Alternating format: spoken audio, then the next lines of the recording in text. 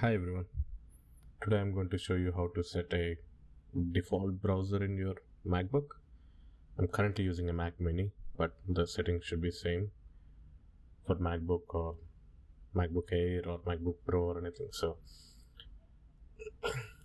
before I start, I would suggest you to install your favorite browser. Today we are going to use Google Chrome.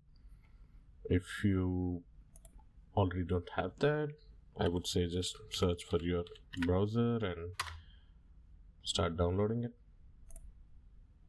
That's all, and you click on the once it's downloaded, you click on it and you install it. That's for a different tutorial, but yeah. To change your default browser in your Mac, just click on the Apple icon on the top, go to System Preferences. You can also go bottom settings icon and go to System Preferences, but yeah,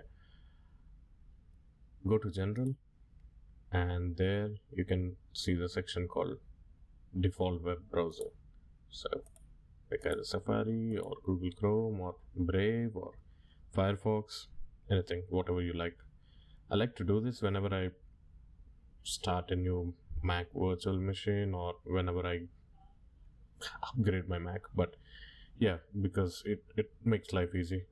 Whenever I get some links in my text or any other email or mail app that I open, I click on the link, it just takes me to my default browser instead of going into Safari, or if you're not using Safari. But if you want Safari to be your default browser, it's already the default browser is Safari, so you don't need to change anything.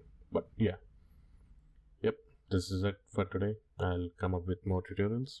If you have anything that you're looking for, if you need me to do any tutorial on something, just ping me in the comments and I can take a look at that and start working on it. Yep. Thank you everyone. Have a good day. Bye.